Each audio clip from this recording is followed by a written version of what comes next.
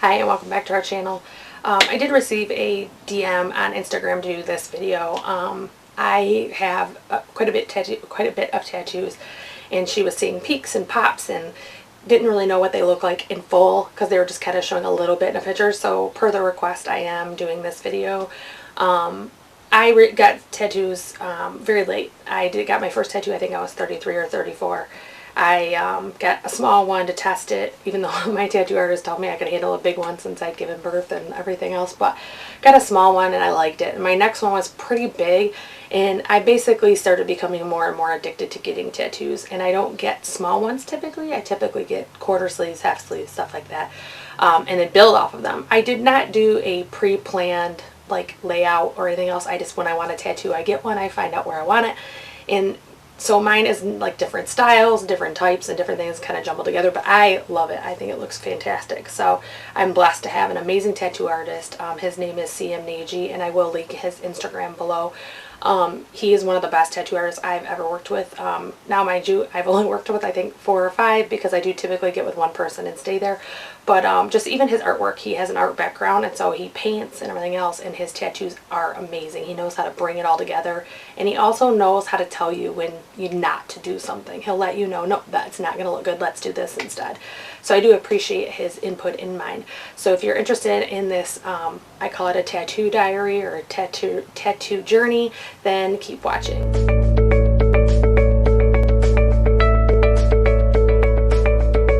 So my first tattoo, I was around 33 or 34. I was kind of curious. My husband was getting a tattoo that day, and so I thought, okay, you know what, I'll just go ahead and get one. So I did pick something that technically I'm not really in love with now. It is a symbol of another language that I've heard, I think, 5 different meanings for it.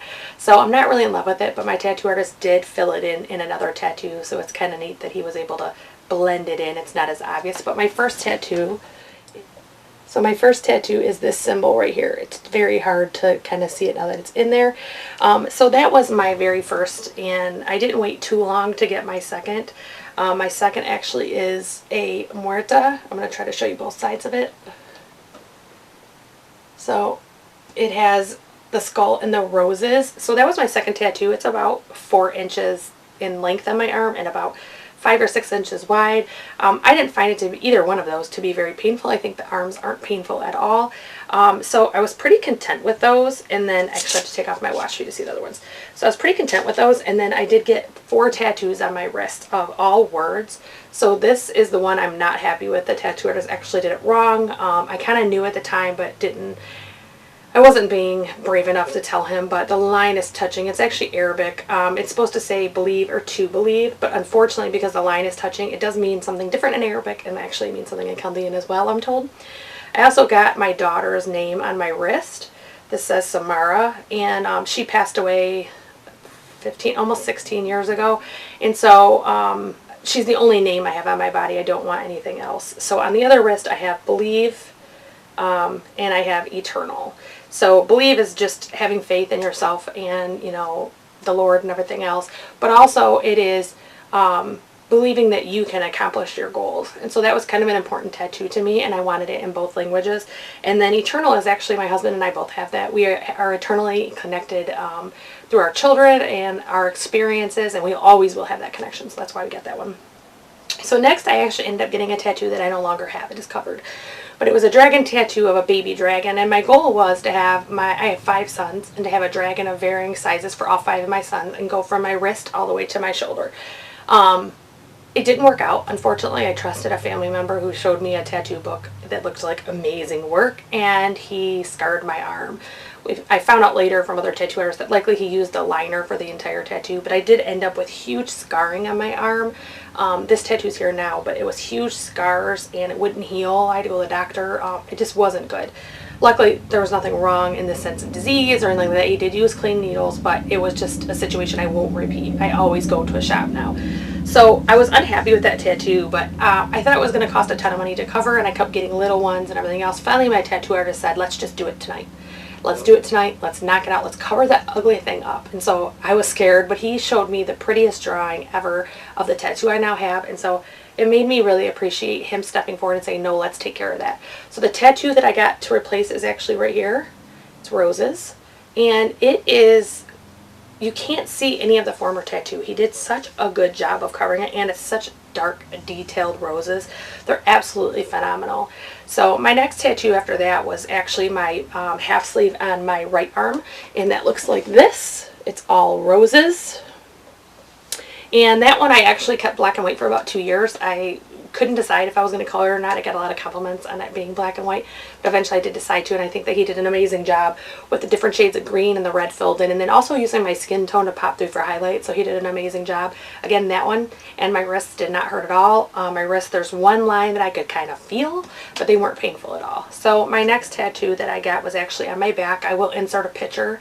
It's a 2-winged old-fashioned plane, and that is for my son Max. It has an M in the smoke, and I don't think the picture shows that, but it has an M in the smoke for him. He was actually the symbolism for the dragon tattoo, and he was pretty upset that I had to cover it, so I did let him pick something, and that is what was picked. So my next tattoo actually was a chest plate, and again I will insert a picture of this one because it's not easy to show. It's not colored yet, and I haven't added my chandelier underneath my breast yet, but I will be finishing that soon. So that one, again, the chest plate is supposed to be very painful. It's supposed to be hard. It's supposed to be difficult to get through. However, I personally didn't think it hurt at all. There was guys in the shop, you know, I was covered with tape and everything else, and they kept peeking in like, you know, wow, she's not, you know, having pain, or she's not flipping out, and I almost fell asleep while he was doing it. That's how non-painful it was. However, I have talked to people that had chest plates that said they're very painful. So I think that it's just that everybody's nerves are distributed in different ways, and mine aren't there. So I got blessed in that way.